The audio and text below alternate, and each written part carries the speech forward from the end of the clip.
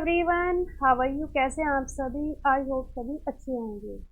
मैं प्रतिभा आप सभी का स्वागत करती हूँ अपने चैनल संभव पर। और हम वीडियो की शुरुआत में कोई ना कोई प्रेरक शब्द बोलते हैं। तो आज के जो हमारे प्रेरक शब्द हैं वो है डॉक्टर APJ अब्दुल कलाम के शब्द। उनका कहना था कि excellence is a continuous process and not an accident. यानी अगर हम किसी भी क्षेत्र में कोई भी महारत हासिल करना चाहते हैं, कोई भी एक्सीलेंस हासिल करना चाहते हैं, तो क्या है, एक कंटिन्यूअस प्रोसेस है, एक क्रमबद्ध प्रक्रिया है। वो कोई भी एक एक्सीडेंट नहीं है, या हम किसी भी चीज़ को दुर्घटनावश नहीं सीख सकते हैं, या किसी भी चीज़ में दुर्घटनावश हम परफेक्ट नहीं हो सकते हैं। अगर हमें किसी भी चीज़ में एक्सीलेंस चाहिए, परफेक्शन चाहिए, तो उसके लिए हमें निरंतर प्रयास करना पड़ेगा और ये एक कंटिन्यूअस प्रोसेस है। हम अचानक से किसी भी चीज़ को सीख कर उसमें बेस्ट नहीं हो सकते हैं, इसीलिए हमें निरंतर प्रयासरत रहना चाहिए। आज का जो हमारा टॉपिक है वो है बिंदुसार मौर्य। इतिहास को हम क्रमबद्ध तरीके से देख रहे हैं। इससे पहले हमने देखा कि चाणक्य और चंद्रगुप्त मौर्य ने मिलकर किस प्रकार से मौर्य साम्राज्य की स्थापना की। चंद्रगुप्त मौर्य के बाद जो शासक बना वो था उनका पुत्र बिंदुसार मौर्य। आज हम जानेंगे कि बिंदुसार का नाम बिंदुसार क्यों रखा गया, उसका जन्म किस प्रकार से हुआ था, और क्यों उसे कहा जाता है कि वो विश्व का सबसे पहला सिजेरियन बच्चा था। इन्हीं सब चीज़ों को आज हम अपनी इस वीडियो में कवर करेंगे। तो शुरू करते हैं अपनी आज की वीडियो। बिंदुसार के बारे में अगर हम जानें तो बिंदुसार का जो कार्यकाल है या जो समय काल है वो 298 से लेकर 273 ईसा पूर्व तक माना जाता है। चंद्रगुप्त की मृत्यु के बाद उसका पुत्र बिंदुसार मगध का शासक बना। इसकी मां का नाम था दुर्धरा। यूनानी लेखकों ने उसे अमित्रोकेटीज कहा है, जिसका संस्कृत रूपांतरण अमित्रघात यानी शत्रुओं को नाश करने वाला होता है। जैन ग्रंथ उसे सिंहसेन कहते हैं। पुराणों में इसका नाम भद्रसार व वारिसार मिलता है। तिब्बती इतिहासकार तारानाथ के अनुसार बिंदुसार ने 16 प्रदेशों पर विजय प्राप्त की और अपना साम्राज्य एक समुद्र से दूसरे समुद्र तक फैलाया। इस विजय में उसका सहायक चाणक्य था, जो बिंदुसार का भी प्रधानमंत्री था।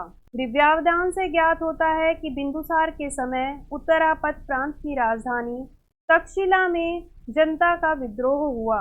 इस समय वहां का गवर्नर सुशील था। वह विद्रोह नहीं दबा पाया। तब बिंदुसार ने उज्जैन यानी अवंती के गवर्नर अशोक को विद्रोह शांत करने हेतु भेजा। तक्षशिला विद्रोह दबाने के बाद अशोक ने खस और नेपाल में व्याप्त अराजकता को शांत किया। बिंदुसार के अंतिम समय में तक्षशिला में एक दूसरा विद्रोह हुआ। यह जनता का विद्रोह न होकर राज दरबार के षड्यंत्र का परिणाम था और इसे दबाने के लिए सुशील को भेजा गया। चाणक्य ने बिंदुसार को बिंदुसार नाम दिया। इसके साथ ही साथ बिंदुसार जो था वो विश्व का पहला सिजेरियन बच्चा माना जाता है। कैसे? इसे हम जानते हैं कि जब बिंदुसार अपनी माता की कोख में था तभी उसकी माता का देहांत हो गया, परंतु बिंदुसार को आचार्य चाणक्य ने किसी तरीके से बचा लिया और उसके बाद उसका पालन पोषण शाही दासियों द्वारा राजमहल में ही किया गया। बिंदुसार को बिंदुसार नाम आचार्य चाणक्य ने दिया था। इसके पीछे एक कहानी है। आचार्य चाणक्य रोजाना चंद्रगुप्त के भोजन में कुछ मात्रा में जहर मिला देते थे, ताकि चंद्रगुप्त की जहर के प्रति इम्यूनिटी बनी रहे। एक दिन चंद्रगुप्त ने जहर मिला हुआ भोजन अपनी गर्भवती पत्नी दुर्धरा के साथ खा लिया। दुर्धरा की प्रसूति होने में 7 दिन बचे थे, तो उस जहर के कारण दुर्धरा की मृत्यु हो जाती है और बिंदुसार अभी तक पेट में था। जब आचार्य चाणक्य को यह बात पता चली तब बहुत देर हो चुकी थी। फिर भी चाणक्य ने दुर्धरा के पेट को चीरकर उसके गर्भ से बच्चे को निकाल लिया, परंतु बच्चे के सिर में जहर की कुछ बूंदें पहुंच चुकी थी।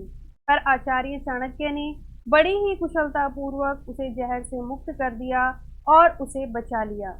इस जहर की बूंद की वजह से आचार्य चाणक्य ने इस बच्चे का नाम बिंदुसार रखा था और अपनी माता के गर्भ से पेट को चीरकर उसे निकाला गया था, इसीलिए बिंदुसार को सबसे पहला सिजेरियन बच्चा भी माना जाता है।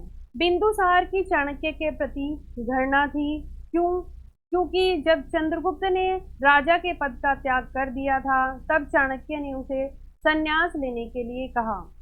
चंद्रगुप्त वन में जाकर रहने लगे, परंतु आचार्य चाणक्य बिंदुसार के प्रधानमंत्री बने रहे। तो एक दिन चाणक्य ने बिंदुसार को कहा कि सुबंधु को आप अपना मंत्री बना लो, परंतु सुबंधु चाणक्य से जलता था और उच्च पद का मंत्री बनना चाहता था।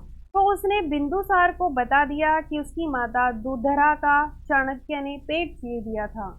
तो बिंदुसार ने इस बात की स्त्री नर्सों यानी उस समय की जो दाइयाँ थीं उनसे जांच पड़ताल की और उसने इस बात को सत्य पाया। इसके बाद बिंदुसार ने चाणक्य से घृणा करनी शुरू कर दी। चाणक्य उस समय बहुत वृद्ध हो चुके थे और इस घृणा की वजह से उन्होंने सेवानिवृत्ति ले ली, यानी प्रधानमंत्री का पद छोड़ दिया और इसके बाद उन्होंने समाधि लेने की सोची।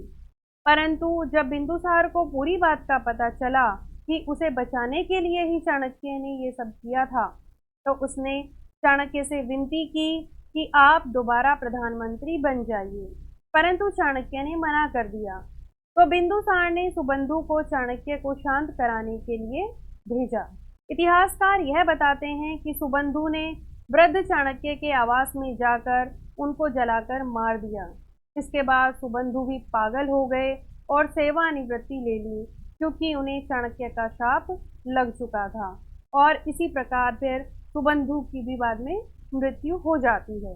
वहीं अगर हम देखें बिंदुसार के यूनानी शासकों से या बाहरी देशों से किस प्रकार के संबंध थे, तो उसमें स्ट्रेबो के अनुसार सीरिया के शासक एंटियोकस प्रथम ने डाइमेकस नामक दूत बिंदुसार के दरबार में भेजा था।